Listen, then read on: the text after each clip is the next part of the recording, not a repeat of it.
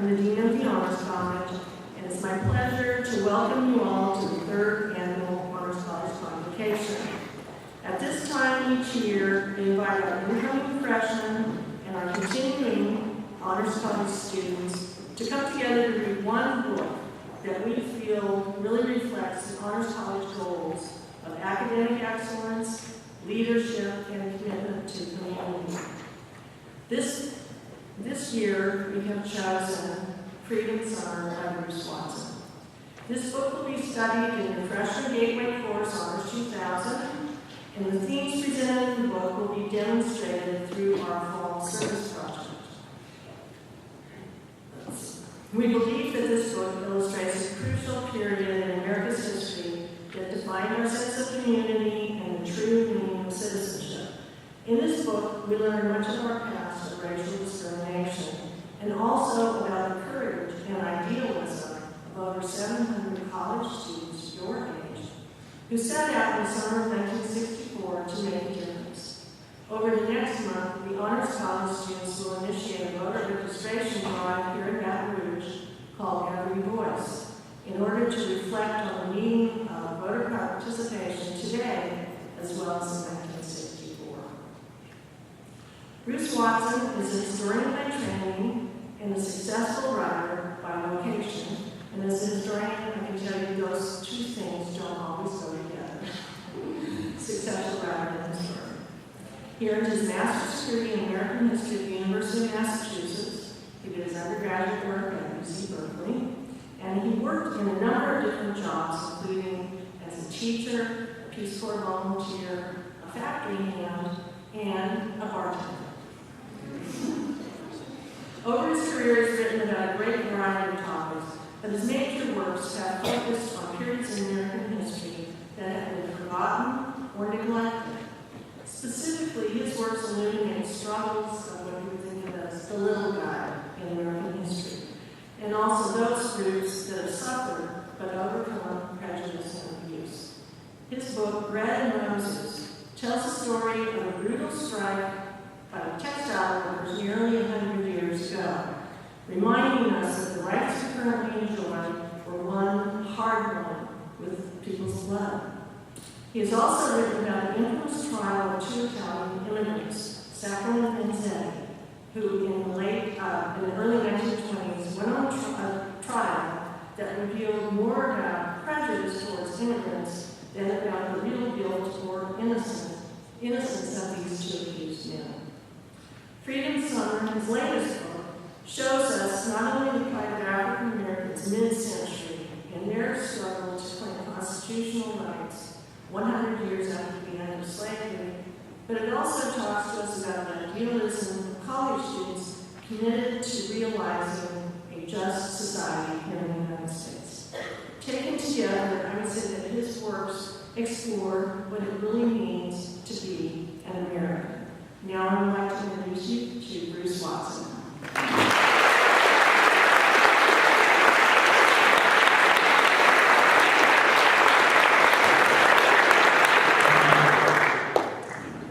As a former bartender, I'll take the drink orders after. It's amazing for me to look out at this many people. There's an old phrase that speakers often begin with, unaccustomed as I am. To give you an idea how unaccustomed I am, when this book came out in June of last year, I was given a chance to fly to Mississippi and speak about it. It's brand new release, and the bookstore in Jackson 17 showed up. And went on to Oxford, and the wonderful home of Faulkner and Thornton showed up. And so I'm pretty pleased and very grateful to LSU for inviting me here and for forcing you all to delve into this story. Let me tell you briefly what I plan to do tonight. I'm going to begin with a confession. Not a religious confession, but a confession nonetheless. I'm going to give you a short quiz. Don't worry, just 2 questions. I'm going to then move into the actual issues of Freedom Summer. I'm going to read some of the letters that didn't make the cut, so to speak, that didn't, if you haven't read it, you read the book, and some of the lessons that we can learn from them. Then I'm going to go into a rising rant about popular culture that will leave you with the firm conclusion that I am, in fact, a dinosaur. And my strip, who's 19, already knows this. And I'm going to go find someone, and then I'm going to turn around and go back to Massachusetts where the temperature is bearable. Here's the confession. About 15 years ago, I was looking back at what I had accomplished with a great deal of pride, not so much for writing because I hadn't written any books, but because I had fulfilled my childhood goal. I grew up in a small town of about 8,000 people in Southern California, and a really small town. And we never went anywhere. My mom was a school teacher, and we didn't really have the funding to do that, to take any vacations, and all I wanted to do when I grew up was travel. And I could look at the age of about 40 and I could say, I've been to 5 continents now. And I've been to 30 different countries. And I've lived in Italy, taught school there. And I've lived in Costa Rica. And I've been all over Europe and South America, et cetera, et cetera. And then when I sobered up, it sort of hit me. I was living in a small shack in jungle in Costa Rica, working in the Peace Corps. And I came to startling realization as I prepared to return to America. I realized I don't really know very much American history. I haven't really studied it. And I don't American literature to a certain extent. But above all, I did not know the South. Here's what I knew about the South. A picture that I think needs no introduction, but I'm only saying that partly in jest. When I was in high school, we studied American history. This was back in the late 60s. I'll show you what I've done so I can. The teacher, our history teacher, had us go see one of the women. He didn't say anything about what a one-sided view of the South this was. He just said, you go see this is what it was like, this is what the antebellum world was like, happy slaves, and Scarlett O'Hara, and Franklin Ivy, and all of that. So that's what I knew about the South. Who else knew this? I don't know if you know this show, but this is the most popular show during Freedom Summer. Beverly Hillbillies, come listen to the story about a man named Jim. We don't sing it. And band or two, and Four Mountain Deer, Red Kentucky Family Fed, all of these things. And I was steeped in these stereotypes of the South, the fat sheriff, the dumb redneck, all of these things that you are quite justifiably so sick of. And the whole Dukes of Hazzard one, I don't even have a picture of that. So, despite all my travels and all my pride in my travels, I have never seen a spreading live road dripping with Spanish moss. And my daughter will tell you that all this week as we've driven around the world. Incredible tree, look at it. I had no idea the South's wonderful tradition of eccentricity, of its rich humor, of its refreshing pride, honesty, and just being what it is. And I had never sweated in the steam bath of a southern summer. Well, I've done that one. I had never served the radio dial of wash and sin and salvation. I did not know the South. 15 years later, I stand before you, a Westerner by upbringing, as I said, I grew up in California, a New Englander by residence, I live in Massachusetts, and an American by choice.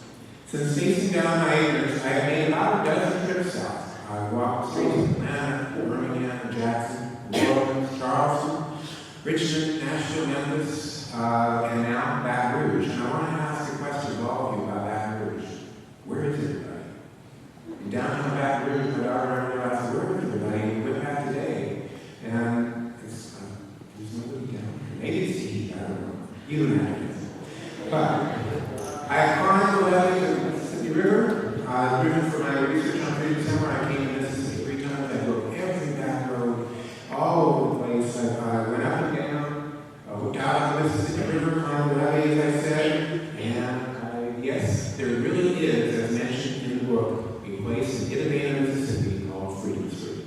So I've been on Freedom Street. I visited New Orleans before and after Katrina. The second time after, my son and I took trips with in vans stuffed with students who actually drove all the way from Massachusetts to New Orleans, but we didn't stop there, 2-day trip, so that's a lot of driving. We went on south all the way down to Dulac, Louisiana, down on the bayou. We worked down there rebuilding after Hurricanes Ike and Gustav. So 2 more trips. Now, am I bragging? Am I just trying to affect some nouveau southern cool so you all like me? Not really. What I'm trying to do is make a case for what I think is the only way that democracy, as we know it, can be saved. Because I believe that democracy, as we know it, is endangered. This is not the end yet. The threat to democracy is very simple.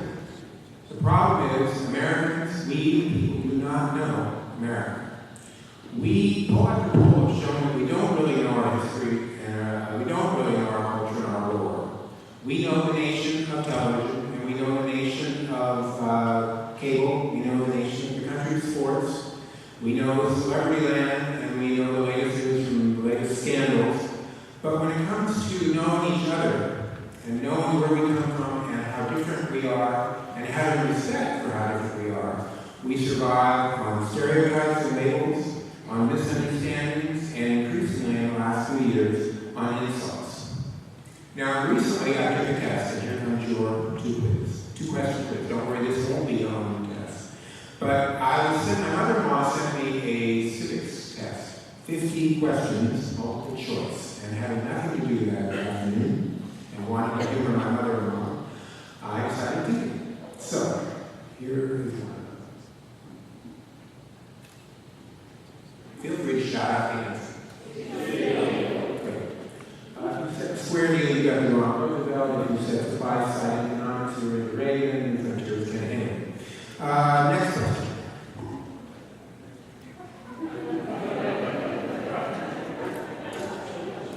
I'm glad you're laughing because you, like me, included, this is kind of basic. This is kind of, the questions go on 50 of them, and some of them are harder than others. It's like this.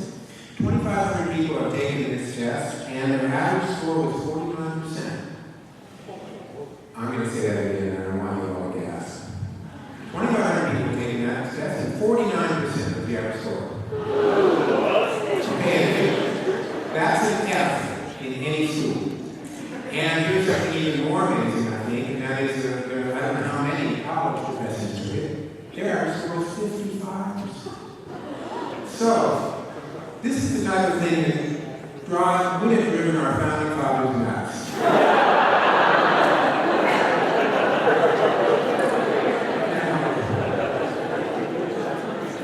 I'm not here to lecture, and I'm not really a trained historian. I don't have a PhD. I am a master's. So I don't lecture. I whine, basically. And as I said, this won't be on the test. But it shows that what I want to talk about is getting to know America. I mean, other than books and other than classrooms. I hope you will do that. But I want to talk about getting to know America as a Freedom Summer volunteers did. By reaching out, by going there, by connecting. There's an outstanding British novel by the name of Howard's End. They made a good movie starring Helena Bonham Carter. And it has a signature phrase in it, and the phrase is, only connect.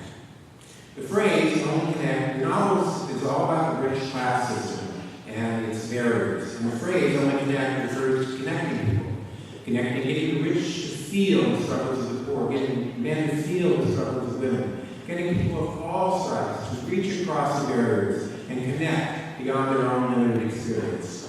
Only connect, E.M. Forster wrote. That was the whole of her sermon. Only connect grows the passion, and both will be exalted. Only connect, and human love will be at its height. Only connect. Live in fragments no longer. If a single phrase could help America face down all of our current problems, gridlock, budget woes, and I think even global warming, it would be only connect. Only connect your life with the lives of others. Only connect what's going on now with its deep roots in our history. Only connect, not just on Twitter and Facebook, building up to the rant here, not just with email or Gmail, but connect face to face, not online, but as you see here from Freedom Summer, on porches, in living rooms, talking to people. Only connect with the epigram of my Freedom Summer, because it was the connection made by Freedom Summer volunteers that I think was the most inspiring part of the whole story. It transcends the violence. The violence was hard to read, hard to look at, but the way that people transcended it was very, I found it very inspiring. And I think it's this connection that's in danger today. In spite of all our opportunities, in spite of the huge, expansive country we live in, and in spite of the internet that connects us all, far too few Americans reach outside their own communities. It's a startling fact, I find startling, that only 30% of Americans have passports. And I understand that international travel is expensive, and I also understand that many people have passports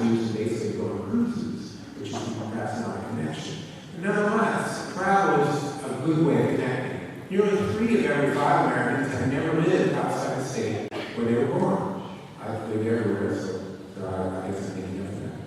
And as the novelist Don DeLillo observed, for most people, there are only 2 places in the world, where they live and what they see on TV. Unless you reach out, unless you connect, you won't realize that TV is a bright show. TV is a mirror held out to the most extremes of human behavior. And no matter what's on today's news, whether it's fires, families, or even an East Coast earthquake, in the vast majority of places, what happened around the world today was nothing much. People got up, billions of people got up, went to work, fed their kids, got ready for school, helped them get ready for school, worked all day, came home, they watched TV, went to bed, they made it through another day. The next time you despair over this, and if you take away one thing from what I'm going to say, because I worry a lot about the way TV presents the world, and remember this, that in spite of all you've been told all your life, by the 24/7 cable news, maybe by your parents, by the way the world's packaged for you in that media, this is not that dangerous world. It's not a chaotic world, and it's not a mean world. It's mostly a pretty benign world, even a little bit boring, to tell you the truth. And that, above all, there's great danger in the way that TV presents the world. I'm getting into the rant, as you can tell. I'll get into it in a minute. But let's go back now to 1964, when TV was not as much with us as it is now. It's hard to imagine, but in 1964, as you read in the book, there were only a handful of TV stations. The news ran for 15 minutes to 9, it wasn't around the clock. You could easily dodge it if you wanted to. But even 15 minutes of news had enough time for some disturbing headlines, especially from the South. Mississippi, as you know, was a closed society, and the headlines there were about the riot that happened in Ole Miss when they tried to integrate in 1962, and the assassination of Medgar Evers in 1963, and other horrors. And so the Volunteers of Freedom Summer, for all their simple stereotypes they had on the women and those, they had a pretty good idea of what they're facing.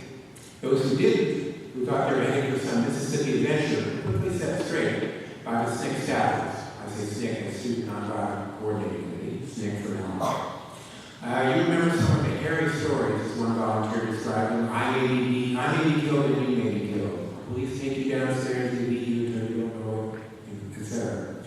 One volunteer wrote home, just as security precautions here are scary. Beware of cars without tags. They are always dangerous. Never go out alone. Never go out after dark. Never be the last one out of a meeting. Someone's serious. If you wake up at night thinking you're in danger, wake everybody up. But here's the inspiring part. Here's the connection.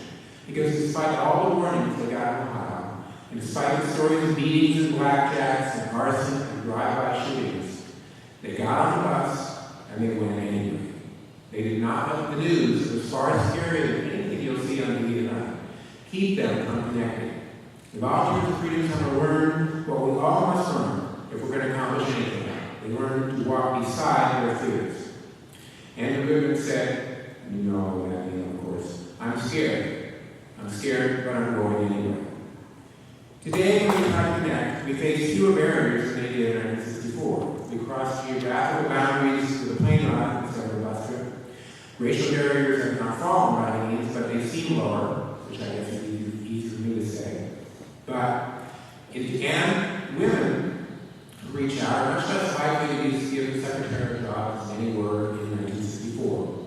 But one barrier, a fourth barrier, remains a barrier that you still face. The barrier remains almost untouched, and that is the barrier of class. Social class and economic class. Have you heard the term class warfare? Comes up every time somebody talks about taxes. Comes up every time somebody talks about inequality. Don't wage class warfare. And the reason it comes up, the reason it's a red-hot issue, is because class is the third rail of American politics. And that's because we're not supposed to have class in America. This is not England with its royal family, its royal wedding, its queen and its aristocracy. This is America, where we hold these truths to be self-evident, etc. We Americans like to believe there are 3 class distinctions here that anyone can rise. Freedom Summer volunteers certainly thought that. They knew all about the racial divide they would cross, but they lived in what they called, in the title of the book at that time, the affluent society. And that book actually said that poverty has been conquered. And then they went south and went to Mississippi, and a barrier class snuck up on them. And from the first day of Mississippi, they described it, and I'm going to read just a little bit from the book. There are people here without food and clothing, one volunteer wrote home. Kids need a bit of bread for breakfast, chicken necks for dinner. Kids don't have clothes to go to school in. Old people and young people chop cotton from sunup to sundown for $3 a day. They come home exhausted. It's not enough to feed their family.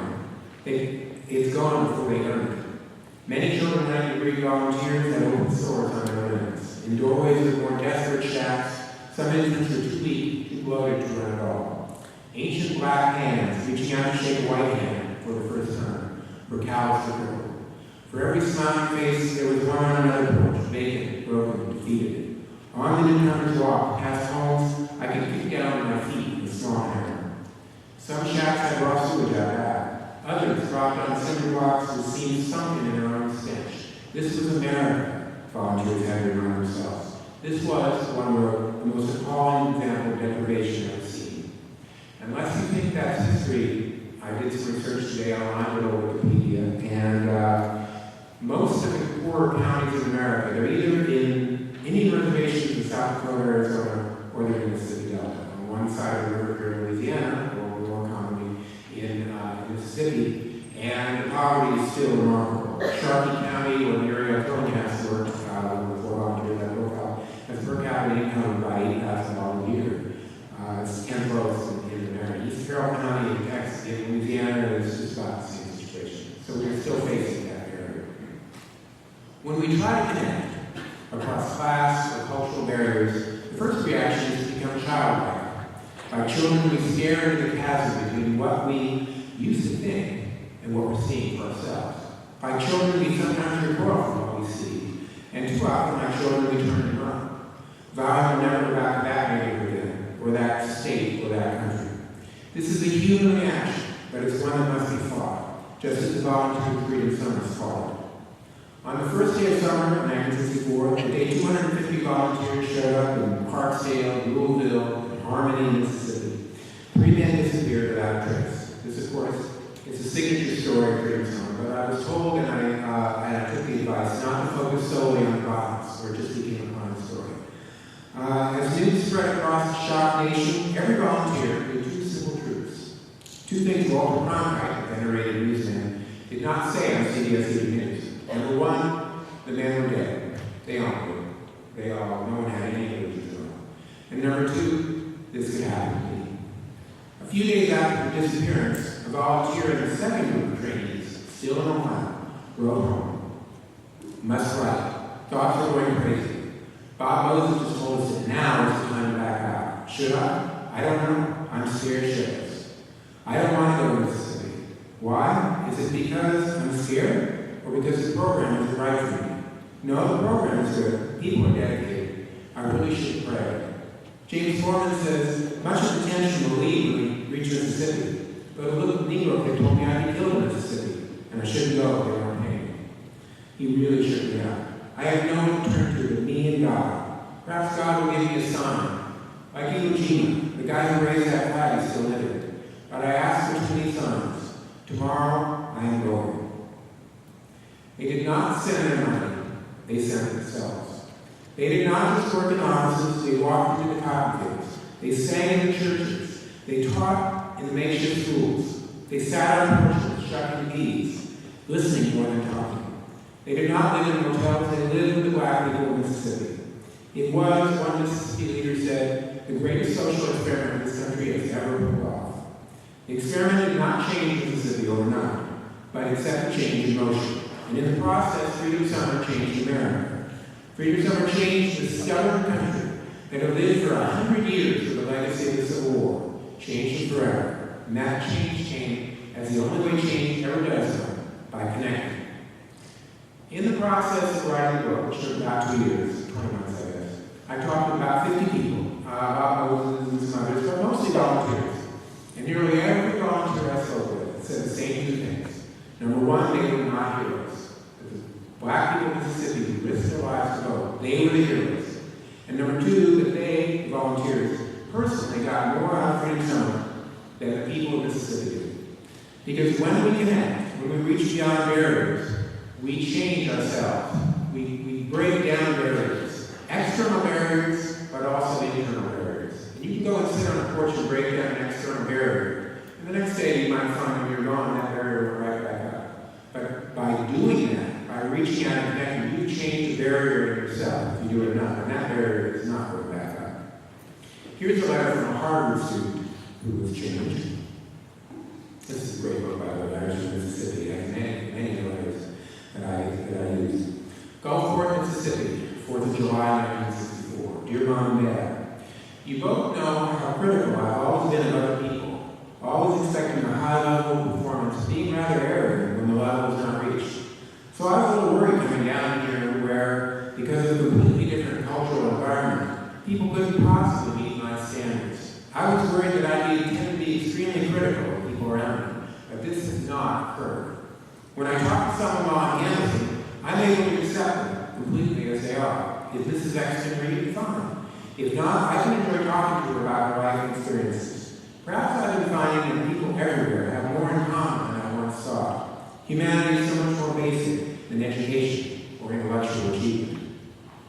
And for northern liberals, skeptical of religion perhaps, totally secular, perhaps even atheistic, the words only connect often broke down a different barrier. Here's another one, Vicksburg, Rhode I went to church today, third time I've been there.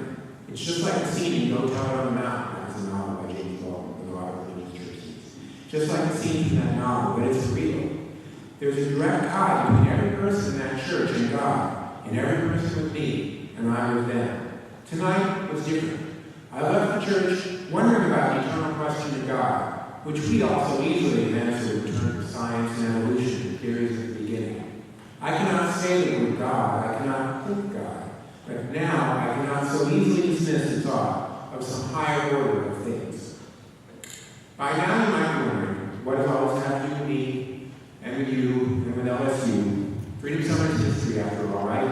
And when I was in college, we used to say that history is one damn thing after another.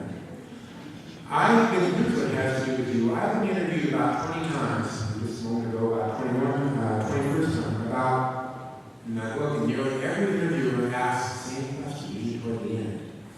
Do I think the idealism that was shown by the students in Freedom Summer can be found on campuses today? Usually this question is asked, I'm sorry to say, with somebody of a sneer. It's like, you don't think today's students would sign up for some kind of Freedom Summer review. And I start to answer, and I say, well, as a matter of fact, they see today's students, their Facebook and their Twitter and all that. I don't think they. And actually, I said, yes, I do. I believe in today's students. Look, the summer of 1964 was a unique moment in time. An idealistic President John F. Kennedy asked an opportunity country can do for you, had just been assassinated. People were still shocked. Civil rights have been in the news for years. All the volunteers have grown up with seeing these images of fire hoses and police dogs attacking marchers on their TV screen. And there was a clear-cut injustice, an American injustice, just a bus ride away. And all this acted on the largest generation of young people this nation has ever seen, those good old boomers who are so tired of America. And so 700 people, not that many really, think about the numbers, responded. Could it happen today? Of course it could. It is happening today. Today's college students and recent graduates are volunteering in greater numbers than ever before. Now they're not facing the risks that Freedom Summer volunteers did, but the idealism is still there. They're joining the Peace Corps. They're joining Teach for America. They're joining AmeriCorps, their literacy program schools, and of course, remember Every Voice, the voting registration project of the Honors School that is starting soon. We'll have a sign-up table for it in the back after my talk.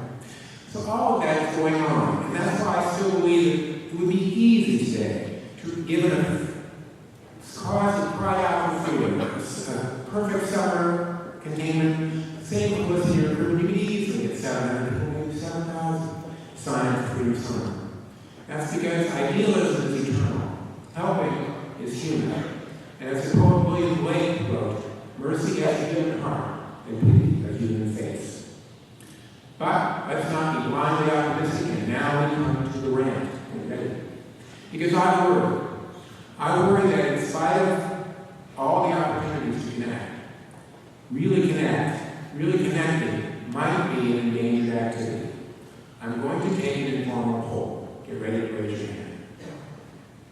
How many of you use the internet? The question's going to come. We may need some of you out now, but we'll be over here in time. How many of you, raise your hand, when you use the internet, read a newspaper or a magazine? Okay. How many of you read more than one? Okay, we're getting a little bit fewer. How many of you read a foreign newspaper or magazine? Good. And you think, well, I read a foreign newspaper. Google Translate? The fun part about that is the technology is not perfect. Some of those translations are pretty funny. But you can learn a lot about a country just by reading this newspaper, even if you have no intention of going there, especially if you're studying a language. Please do that. Now, the key here, and this is where I worry, how many of you, despite all contrasting points of view on the internet, how many of you, when you go online, go to read a newspaper, magazine, or website that offers a contrasting point of view that you don't agree with? Look around at some people, some. Congratulations and thank you. Because if you're a liberal, are you reading National Review every now and then? Are you reading, looking at Fox News to see what they're doing? If you're conservative, are you looking at the Huffington Post? Every now and then, even just to get mad. Because this is the connection I'm worried about. Communications, the way that we connect, is clearly the greatest change that has happened since freedom summer. In the summer of '64, almost no one even called home. It was too expensive. Almost called too expensive. And if you wanted, the CBS wanted to get the footage of that sharp station wagon that they found in the swamp. When they wanted to get the footage onto the nightly news, here's what they had to do. They probably didn't have a cameraman in Neshoba County. So they probably had to fly someone, maybe even from New York, in Jackson or North. That person drove with his camera up to Neshoba County. They took the footage. They drove that footage probably back to Jackson. They developed it. It was filmed in a lab, and they beamed it to New York, where it would probably be on the news, maybe that night, but probably the next night. Today, you can do all that with your iPhone 4. And if they found in exactly the same situation, a sharp station wagon at 1 p.m., the video footage would be on YouTube by 3 o'clock. And yet, there's something in today's communications, I think, that keeps us, or might be keeping us from connecting. Studies show that most people, when they go to the internet, go to the same half dozen or dozen sites over and over and over again. You know that they're your bookmarks. And they're the ones that everybody goes to. It's not your fault, it's just, we prefer to have our opinions enforced rather than have them challenged. So the site might be Facebook, it might be New York Times or Yahoo or YouTube. But the vast potential of the internet is not reaching the vast majority of its users. Instead of enlightening us, of uniting the fragments, I'm afraid it might actually be used too often to distract and divert us. And now I'm sounding, as I said, I'm a dinosaur, I really am. But social networks is a fact. Social networks, games, and messaging are about 40% of all internet use. And that doesn't even count Netflix, which I really love. The internet has made a world of ideas easily available. Yet somehow it's seen as Americans more angry and polarized than ever. We argue endlessly over facts. And remarkably, each of us has our own set of facts. In the 60s, there was a senator, Dan Moynihan, who said, quote, it's sort of come back because of this. He said, people are entitled to their own opinions, but they're not entitled to their own facts. And yet, almost everyone has their own set of facts. And opinions, of course, are in no shortage of supply. The more facts we get, the more we seem to lock into our opinions. Think about it. When was the last time you heard, maybe it's not so much true in the student community, but when was the last time you heard someone over 30 say, well, I might be wrong about that, or maybe I don't know enough to say, or maybe you're right. I guarantee you never heard any pundit on TV say anything like that. So although the internet makes it possible to Skype with other halfway around the world, it makes it possible to read the London Times in your dorm room, it also makes it possible for someone to pull up in front of their computer, in front of a screen, reinforcing every idea they have and never being challenged. And unfortunately makes it possible for someone to reinforce whatever madness they might be harboring and spew out hatred that becomes digital graffiti for all the world to see. Every now and then, just to test myself and get myself angry, I go read a story on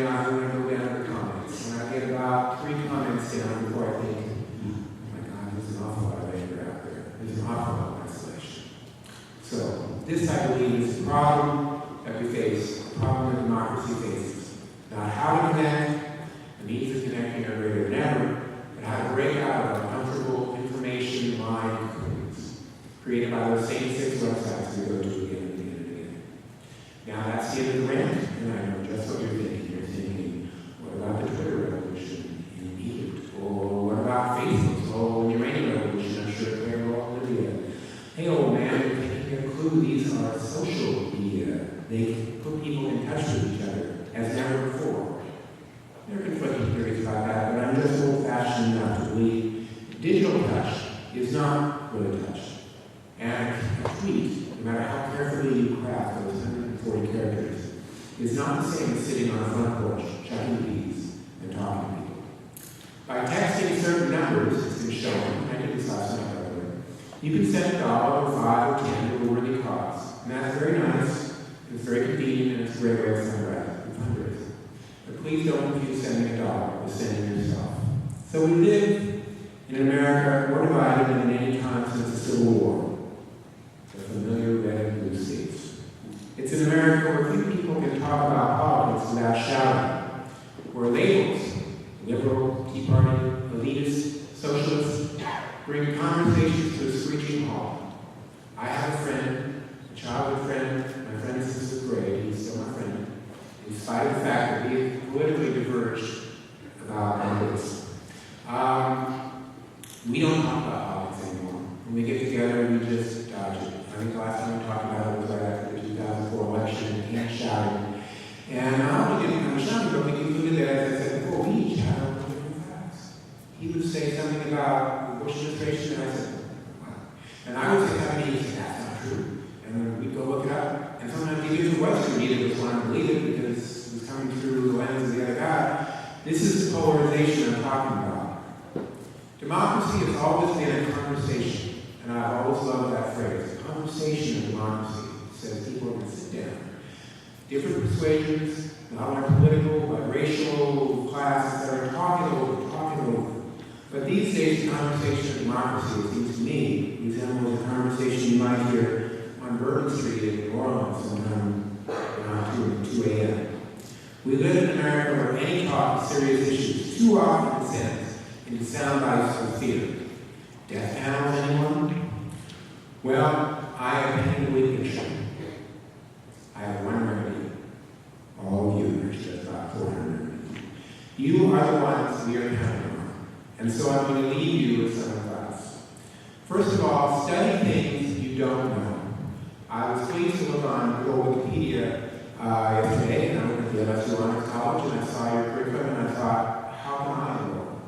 I wish I had the time and the ability to go back and study all the different things that they were force you to study. Because dabbling is what it's about right now.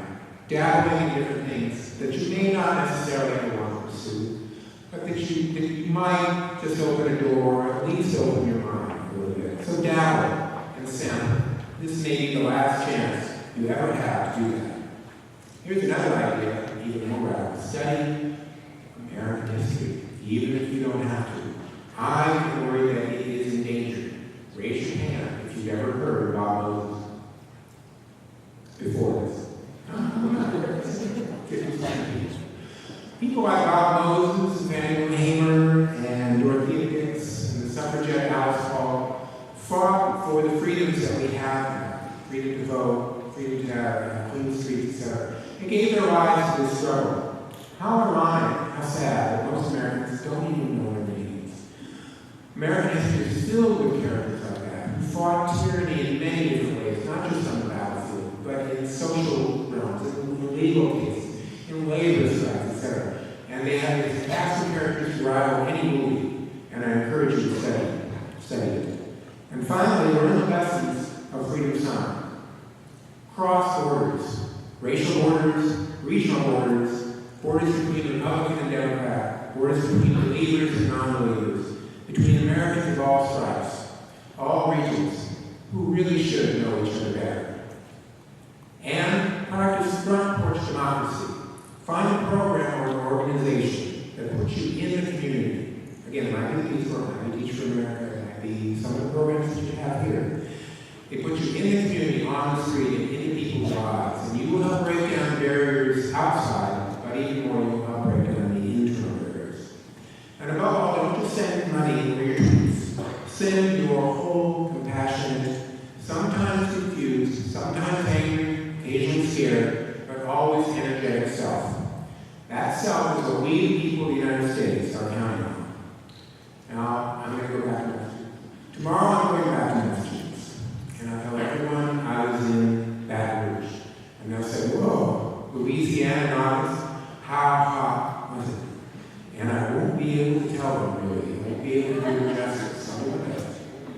But the fact is, I already know I won't meet anyone who's ever been to Baton Rouge, and I won't meet anyone who's ever really gotten to know the South, as I feel privileged to have done. I know a few people in New Orleans for music festivals with French Quarter. I know a lot of people in Florida to visit a grandparent. And I know, almost everyone I know has been to the Atlanta airport. But I've never met anyone there who's been in Mississippi or Alabama or Baton Rouge. And so we struggle on in fragments.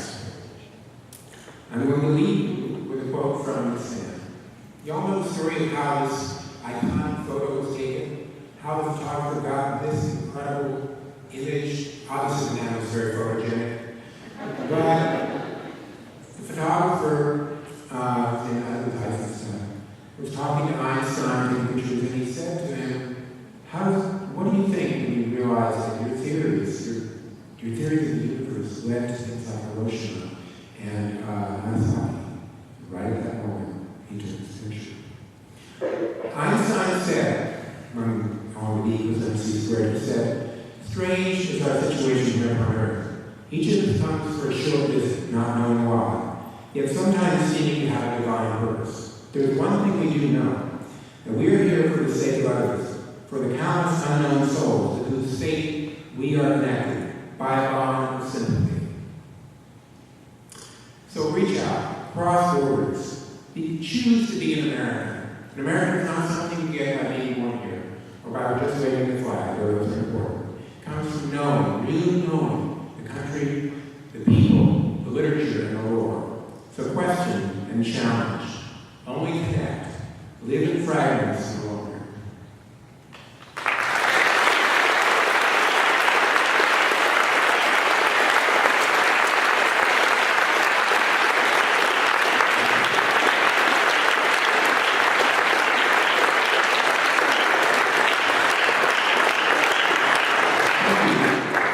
We have 10 minutes or so for questions. And if you have a book or what's like to be dinosaur or whatever.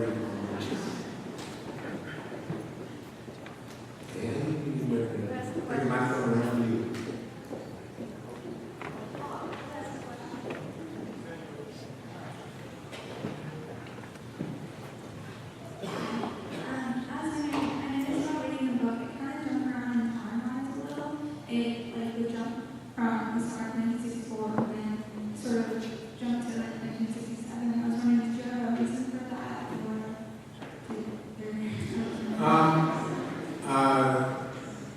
Well, it's because it's a frustrating novelist to me. Even I'm novelist who's on the play time. I tried to make most of my novels. I started, I started in 63 and I went way back to the Civil War to fill you in. And then it moves along, but not everything in history happens in facts, as events unfold. Sometimes you demand context that you know what's going to happen when they have it and you know what's happening. And so I did a little of that. I hope it wasn't too confusing, but I did try to tell it pretty straightforward. At least once they hit the ground in Mississippi in June, I think it sort of moves on. And then maybe some places where I don't remember what they're about. If you think that's confusing, by far. That's favorite novels. Other questions? What sparked your interest in this story? What made you want to write it? The interest was really sparked by my meeting Bob Moses in 1994 when I went to Mississippi to meet him to do a story for Smithsonian Magazine on his algebra project. He has continued on and been doing this now for about 25 years, going around to inner cities and helping them work with their math programs, working with teachers who work with teachers to improve math. It's his life's work. I did a story on that for Smithsonian Magazine, and I wrote with Ned School Jackson. He drove me up to the Delta and all the way to tell stories about Freedom Summer. It was just like living history. I wanted to come on. I'm driving to the Delta. I didn't, but unforgettable. I never forgot him. No one ever met Bob. I was never forgotten. And so I decided when I had a chance, I wanted to tell the story. It had been told before. There had been a few books, but I think I got a little posted with days. That's what made me want to do it. Now that you've had a chance to get some critical review for your book, is there anything that you feel like you left out or you wish you could have included? Well, one review I always remember said that he seems to have a hero worship of Bob Moses, and I thought, guilty as charged. If anybody's ever done any dirt on there's all those things I'm kind of for that you wish you put in, some things about the origins. Nothing comes to mind right away. There was a lot of violence that I left out. As hard to read as it was, the hard thing was to know how to not soft pedal that, how to make you know that it was a constant threat, but not how to be like a police blotter, which is where every day something's happening. So I really clustered some of it, and I kept it sort of in the background. And there are a couple things, even more startup than what you read, that maybe I could put in, but I had to.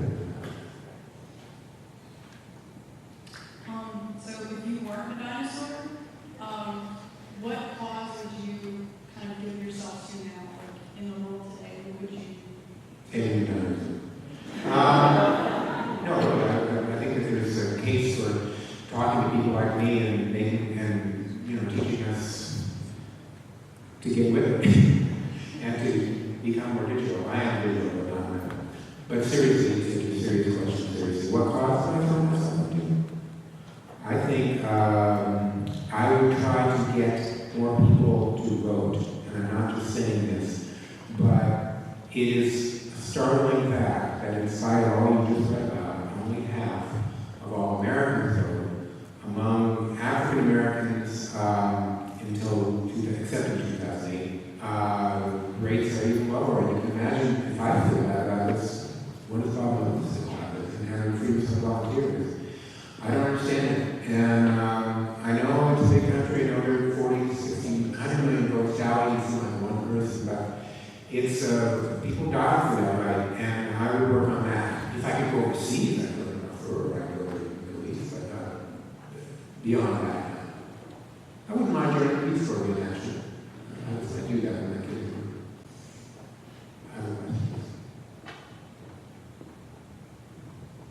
If you had been in a position to volunteer for Freedom Summer, do you think you would have? No, probably not. I was 11. And even when I was 18, 19, I was, by then the issue was going to be no more, and I was protesting against that, and involved in various activities. So I don't think I would have done that. It wasn't my cause. I hadn't grown up with it to the extent that people had before, and so I would have either said, okay, y'all do that. I would have, I'm sorry to say, it's one of the reasons that I have even more admiration for the people who not only went, but went even after the 3 years. Out of all the places that you travel, what would be your most highly suggested as far as like historical learning and like most interesting or just fun? Well, Italy is in this country, New England and the South are really the cores of history, where history is preserved. In my town, California is obviously the history, but you can touch the history here. You can feel it. And if you're not from here, you can come down here and do that. You can go to New England, and it's all around you. It's the buildings and the streets. It's the way people think. Sometimes makes them rather outbound, but that's the flip side of it. But both of those regions would be the ones I would go to really feel history. And I forgot, when I say the South, I mean as well Virginia, North Carolina, all those areas where you can really go and you don't have to go to a museum to see it. You can really see it. It's one of the reasons I live in it. There's a powerful sense of the past that I did not grow up with.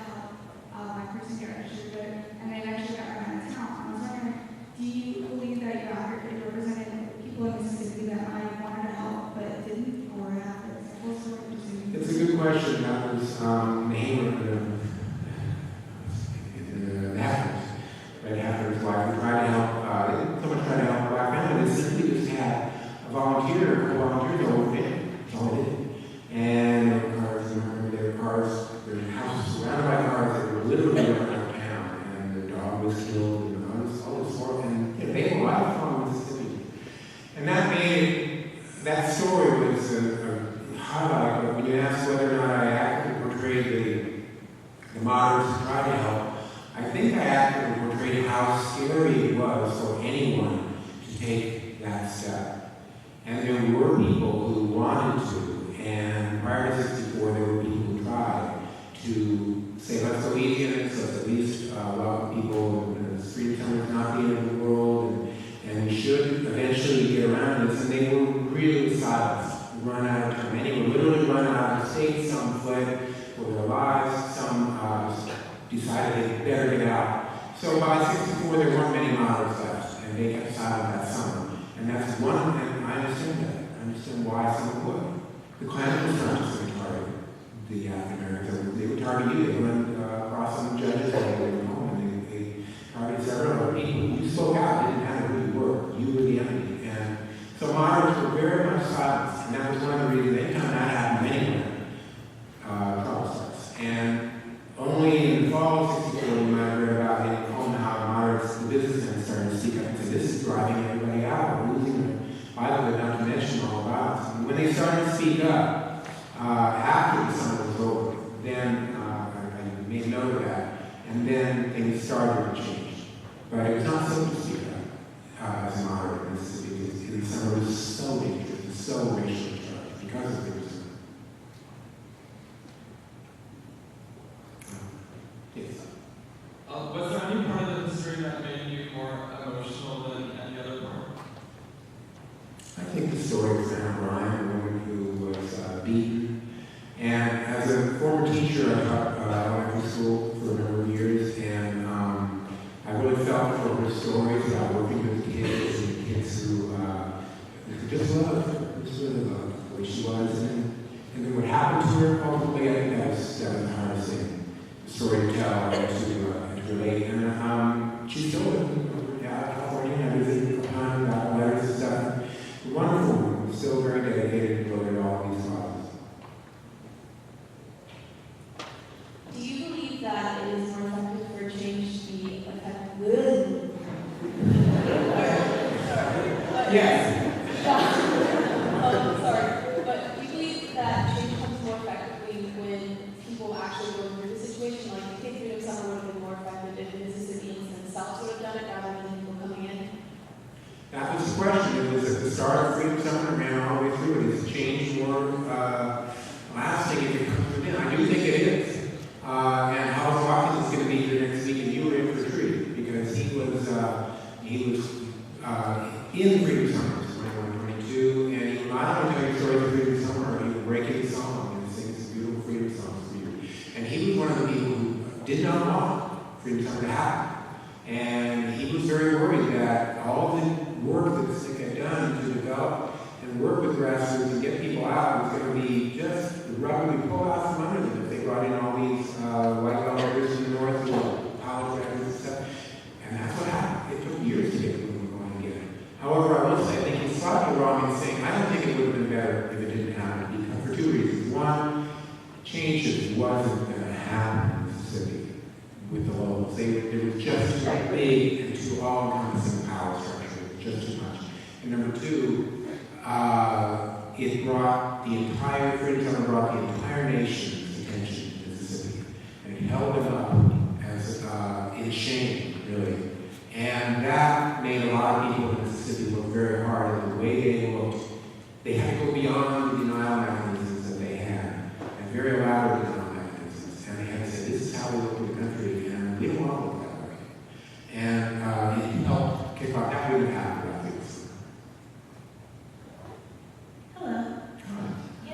In the book, you count that a lot of Mississippi blacks had the attitude of why bother in regards to voting.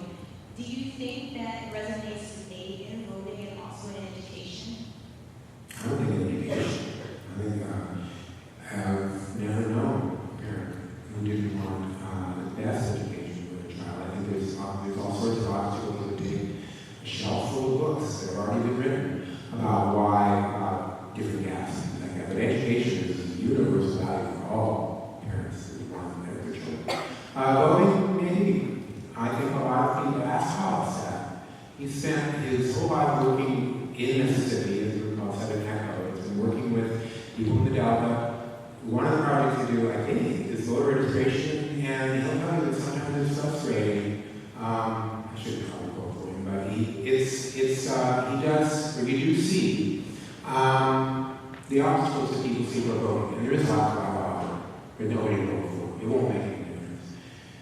And I can understand that sort of bias of it. If all just voted, everywhere, 70, 80, 90%. There's very strong correlation between education, income, and voting rates. And so that's it, that Congress looks like it does because of it.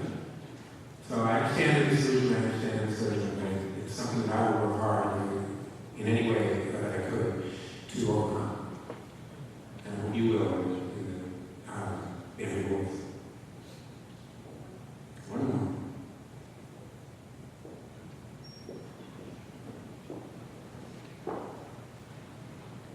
In the book you talked about how the Freedom Democrats in Washington got shut down, basically, and that process wasn't very effective. Do you think today a similar group went that same route if they would make it through Washington? Well, the Democratic National Convention. Were you mean where they make a challenge in D.C.? Would they make it? Would So that be beyond- a effective route? So they made a challenge, I was thinking of Atlantic City, but they made a challenge beyond that to Mississippi, all white delegations saying we are the real voters, we're the real delegations. They got 149 votes in Congress, that's not out of 435, that's not bad. But it just wasn't going to happen then. I think there's all sorts of roadblocks that still exist in Congress. And I think that the power, Frederick Douglass, I think it was, he said that power never surrenders, something like paraphrasing, never surrenders